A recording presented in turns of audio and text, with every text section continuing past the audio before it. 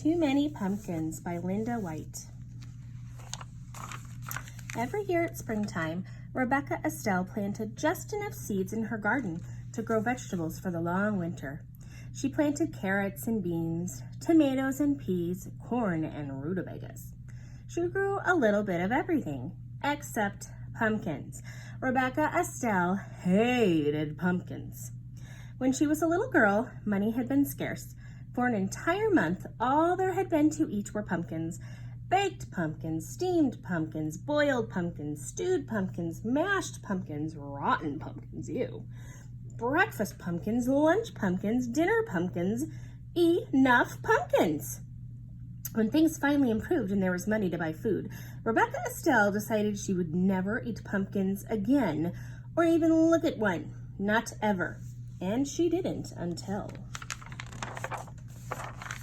one autumn day, long after Rebecca Estelle's hair had turned snowy white, she was raking the leaves that fell each fall from her black walnut tree, and her cat Esmeralda was scattering them just as quickly.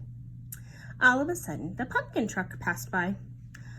Oh, she heard it coming, and she knew what it was. It rumbled by at harvest time every year. She turned back and concentrated on picking up her last fallen leaf. She managed to ignore the truck until splat! An enormous pumpkin tumbled off the truck and smashed into the slimy orange smithereens all over the edge of her yard. "Come back here and get this pumpkin," she yelled. But the driver sped away. "Well, I won't touch it," Rebecca Estelle insisted, getting her shovel from the barn, "and I won't look at it," she added as she shoveled dirt on top of the pumpkin pieces. "I won't think about that pumpkin ever again," she declared. And she didn't until spring. When Rebecca Estelle was admiring the new sprouts in her garden, she noticed Esmeralda playing in some big green leaves growing at the edge of the yard. "How curious," she thought, going over to inspect them. "I didn't plant anything there." Then Rebecca Estelle remembered the pumpkin truck and the slimy pumpkin smithereens. "Pumpkins!" she cried in disgust.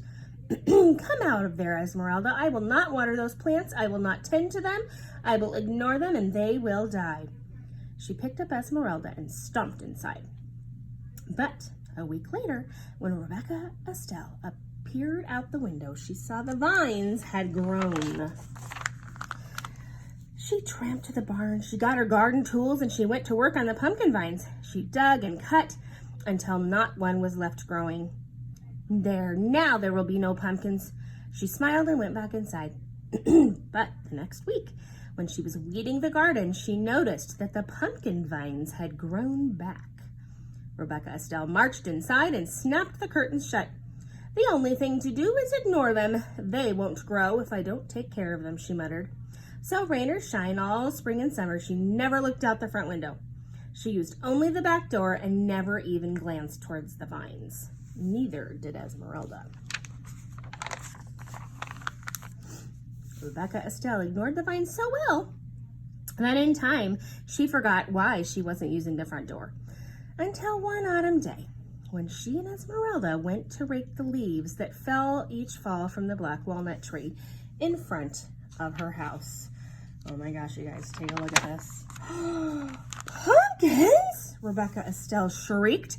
Pumpkin vines had twined under the bushes and over the bird bath, through the porch rails, and onto the rocking chair.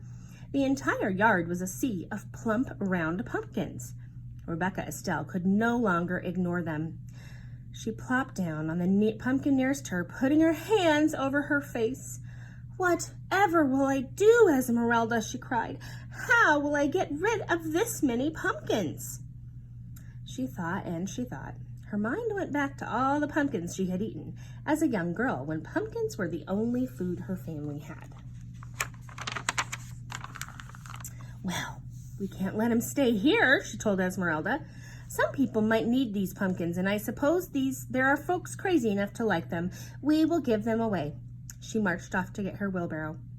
Rebecca Estelle struggled to lift the first pumpkin, and then the second and the third, and she huffed and she puffed as she wheeled the loaded wheelbarrow into the lane. I'm too tired to deliver these heavy pumpkins now, Rebecca Estelle grumbled. She mopped her brow with her apron, that means she was sweating, and wondered what to do next. Perhaps if I make them into pies, they will be easier to deliver. Such a nuisance. So she went to work. She scooped the slimy seeds out of the pumpkins and cut away the shells. After she boiled the pumpkin meat, she mixed it with the eggs, milk, sugar, flour, cinnamon, nutmeg, and cloves to make rich pies. Then Rebecca Estelle made pumpkin tarts, pumpkin muffins, pumpkin cakes, pumpkin bread, pumpkin pudding, pumpkin cookies, until, look at all those pumpkins, you guys. Oh my goodness. Pumpkin dishes spilled out of every cupboard, drawer, and cubbyhole, and the seeds were a mountain by the door in the corner. Well, that's the first batch, Rebecca Estelle said, dusting her floury hands. Now to deliver them. So she put the wheelbarrow outside the kitchen door and then loaded it with pumpkin treats. And when it was full, just the thought of delivering all those pumpkin dishes made Rebecca Estelle tired. If only people would come get them, she said. And then she had an idea. Rebecca Estelle whirled around and hurried back into the kitchen or the house for a kitchen knife. This should get people to come, Rebecca Estelle cried. She took a knife and she sat in the middle of the pumpkin patch. She carved a smiling face on a nice round pumpkin, a scary snaggletooth face on a tall thin pumpkin, and boo on a short squat pumpkin. She was so busy carving pumpkins, she hardly noticed how dark it was getting. When she could no longer see, she went to the shelf on the back porch and got a sack of candles she kept for emergencies. If this doesn't get people to come here, we'll have to deliver them all ourselves, she muttered to Esmeralda. I think she's making jack-o'-lanterns.